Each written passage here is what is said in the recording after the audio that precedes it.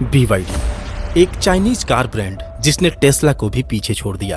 करीब 30 साल पहले एक गरीब किसान के बेटे ने सपना देखा था कुछ बड़ा करने का।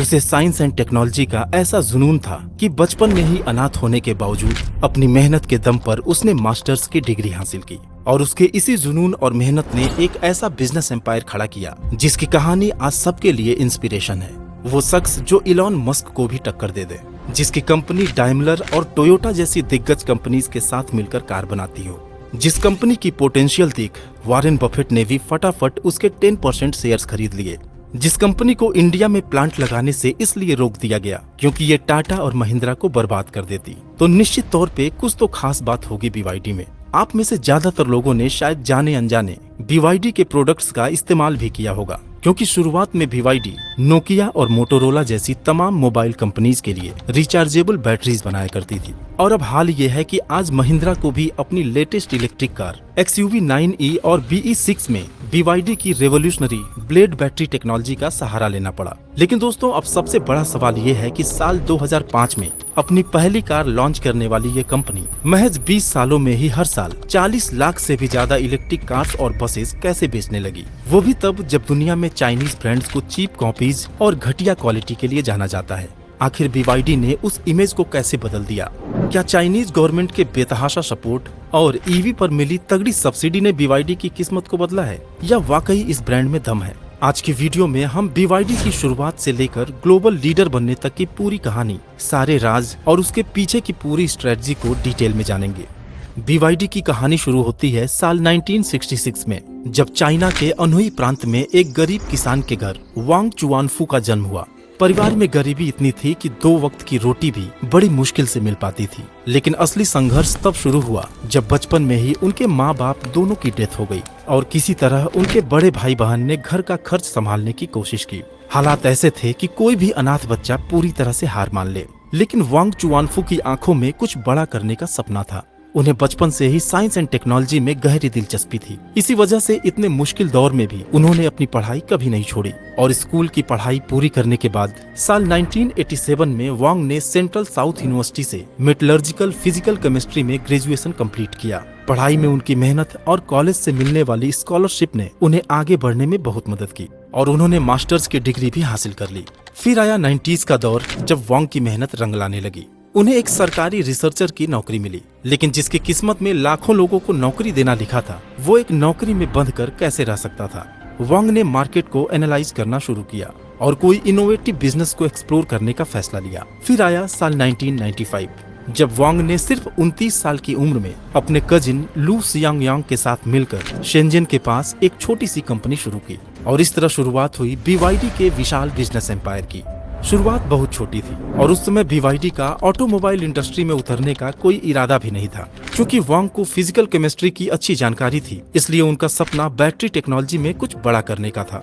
जहां एक तरफ चाइना में इलेक्ट्रॉनिक आइटम्स का प्रोडक्शन काफी तेजी से बढ़ रहा था, वहीं टेलीकॉम सेक्टर भी तेजी से ग्रो कर रहा था। इस वजह से बैटरीज की डिमांड में तेजी आने लगी थी और इसी मौके को पहचान कर BYD ने रिचार्जेबल बैटरीज बनाना शुरू किया। BYD की स्ट्रेटजी शुरुआत से ही बिल्कुल साफ थी कि जो प्रोडक्ट्स मार्केट में हिट हो रहे थे, उनकी सस्ती और अफोर्डेबल कॉपी तैयार करना, ठीक वैसे ही जैसे ज्यादातर चाइनीज ब्रांड्स किया करते थे। ये स्ट्रेटजी काम कर गई और धीरे धीरे नोकिया, मोटोरोला, सोनी एरिक्सन और सैमसंग जैसी दिग्गज कंपनीज से भी उन्हें मोबाइल फोन्स की रिचार्जेबल बैटरीज के ऑर्डर्स मिलने लगे। अब वांग के पास इतने पैसे तो थे नहीं कि बड़ी फैक्ट्री शुरू कर सकें, इसलिए उनके कजिन ने जैसे तैसे कुछ पैसे जुटाकर कंपनी में इन्वेस्ट किए। पैसे बचाने के लिए वांग ने हाईटेक और महंगी मशीनों की जगह बड़ी तादाद में कॉन्ट्रैक्ट एम्प्लॉइज से काम कराना शुरू किया और यही तरीका BYD की पहली बड़ी सक्सेस का कारण बना। BYD ने अपनी शुरुआत निकल कैडमियम बैटरीज से की, जो उस समय काफी पॉपुलर थी। लेकिन वांग का फोकस सिर्फ प्रोडक्शन तक सीमित नहीं था। उन्होंने रिसर्च एंड डेवलपमेंट पर जमकर इन्वेस्ट किया और इसी का नतीजा था कि साल 2000 के आसपास BYD ने लिथियम आयन और लिथियम पॉलीमर बैटरीज भी बनानी शुरू कर दी। सच कहा जाए तो सोनी, पैनासोनिक, सैन्यो और तोशिबा के बैटरीज की क्वालिटी उस समय BYD से काफी बेहतर थी, लेकिन उनकी कीमत भी कई गुना ज्यादा थी। इसी का फायदा उठाकर BYD की सस्ती बैटरीज ने मार्केट में धूम मचा दी और जिस इंडस्ट्री पर कभी जापान का कब्जा हुआ करता था, उसे BYD ने अपने कंट्रोल में लेना शुरू कर दिया। फिर साल 2000 की शुरुआत में BYD ने अपने बिजनेस को एक्सपेंड करते हुए मोबाइल फोन के कंपोनेंट्स भी बनाना शुरू कर दिया और नोकिया, मोटोरोला और सैमसंग के मोबाइल में ज्यादातर पार्ट्स BYD के इस्तेमाल होने लगे। यहाँ तक कि एप्पल के आईपैड भी BYD बनाने लगा।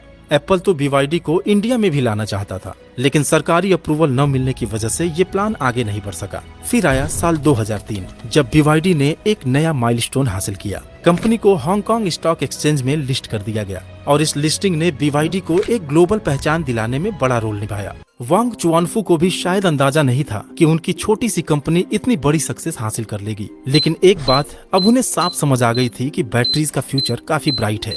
जिस रफ्तार से दुनिया में एनर्जी की डिमांड बढ़ रही थी और डीजल पेट्रोल के दाम आसमान छू रहे थे, वहाँ रिचार्जेबल बैटरीज आने वाले समय में गेम चेंजर बनने वाली थी। यही सोचकर वांग ने एक बड़ा फैसला लिया, बैटरी से आगे बढ़कर सीधे इलेक्ट्रिक कार्स की दुनिया में कदम रखने का, और यहीं से BYD के नए चैप्टर की शुरुआत हुई।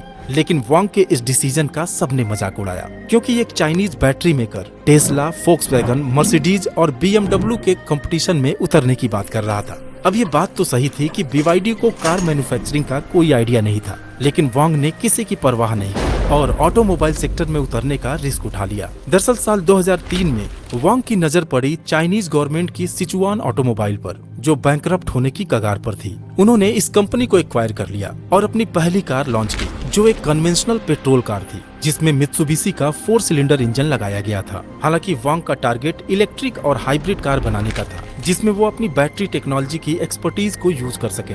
फिर क्या था, पूरी टीम ने दिन रात मेहनत की और आखिरकार साल 2005 आते आते उन्होंने अपनी पहली plug in hybrid car BYD F3DM को मार्केट में उतार दिया, जो सीधे चाइना की फेवरेट कार टोयोटा कोरोला को टक्कर देने लगी। फिर वो समय आया जब BYD की किस्मत बदल गई।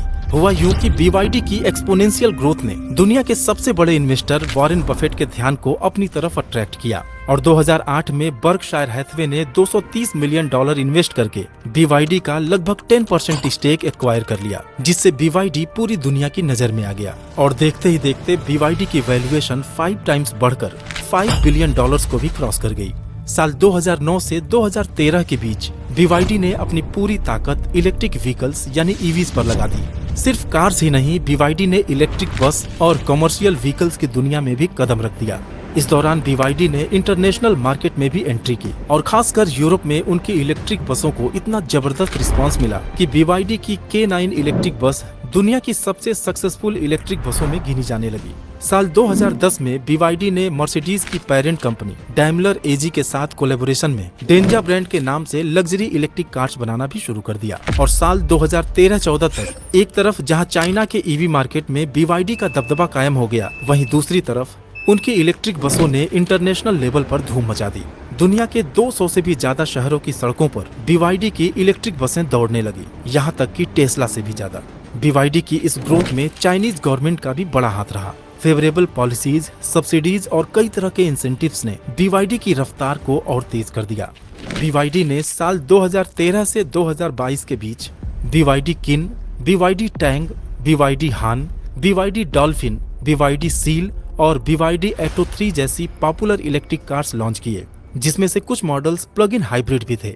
लेकिन असली कमाल तो BYD की स्ट्रेटजी में छिपा था। जहां टेस्ला सिर्फ प्रीमियम कस्टमर्स को टारगेट करके लग्जरी इलेक्ट्रिक कार्स बनाती है, वहीं BYD ने शुरुआत से ही मास मार्केट पर फोकस किया, अफोर्डेबल EVs और पब्लिक ट्रांसपोर्ट व्हीकल्स के जरिए। यही वजह है कि भले ही रेवेन्यू में टेस्ला आज भी आगे है, लेकिन सेल्स वॉल्यूम में BYD ने टेस्ला को पीछे छोड़ दिया है। लेकिन अब आप सोच रहे होंगे कि जब BYD की कार्स अफोर्डेबल भी है और रिलायबल भी, तो फिर ये इंडिया की सड़कों पर क्यों नहीं दिखती? दरअसल BYD की इंडिया में एंट्री साल 2007 में हुई, चेन्नई में एक बैटरी एंड इलेक्ट्रॉनिक आइटम्स के प्लांट के साथ। लेकिन जब वो कम्प्लीटली बिल्ड इलेक्ट्रिक कार्स को इंडिया में इंपोर्ट करना शुरू किए, तो इंडियन गवर्नमेंट ने उस पर 100% का इंपोर्ट ड्यूटी लगा दिया। यानी जो कार चाइना में 15 लाख की थी, उसकी कीमत इंडिया में 30 लाख हो गई। अब इतनी महंगी चाइनीज कार कोई क्यों खरीदेगा, जब टाटा और महिंद्रा के कार्स 15-20 लाख की रेंज में अवेलेबल हैं। और जब साल 2023 में इंपोर्ट ड्यूटी से बचने के लिए BYD ने इंडिया में अपना कार मैन्युफैक्चरिंग प्लांट लगाने का प्रपोजल दिया, तो गवर्नमेंट ने उसे खारिज कर दिया।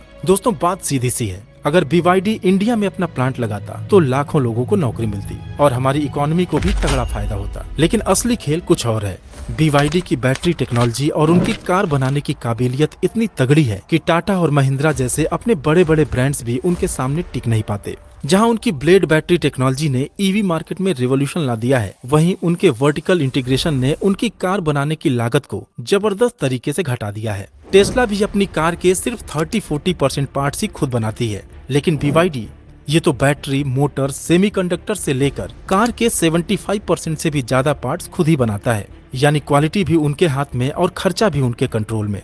आपको याद होगा दोस्तों, हाल ही में महिंद्रा ने अपने 2 नए electric car models XUV 9e और BE6 लॉन्च किए थे। लेकिन आपको पता है, इन दोनों गाड़ियों में जान फूंकने का काम भी BYD की ब्लेड बैटरी ने ही किया है, जो एक बार चार्ज होने पर 600 किलोमीटर से भी ज्यादा का रेंज देती है। अब आप इस बात से ही अंदाजा लगा सकते हैं दोस्तों कि साल 2024 में महिंद्रा ने लगभग 7000 इलेक्ट्रिक कार्स, टाटा ने लगभग 69,000 और टेस्ला ने करीब 18 लाख इलेक्ट्रिक कार्स बेची थी। वहीं अकेले BYD ने 2024 में कुल 4.27 मिलियन यानी करीब 42,70,000 गाड़ियां बेच डाली, जिसमें से लगभग 17 लाख इलेक्ट्रिक कार्स थीं और लगभग 25 लाख हाइब्रिड कार्स थीं। यानी इलेक्ट्रिक हो या हाइब्रिड, दोनों सेगमेंट में BYD पूरी दुनिया में झंडा गाड़ चुकी है।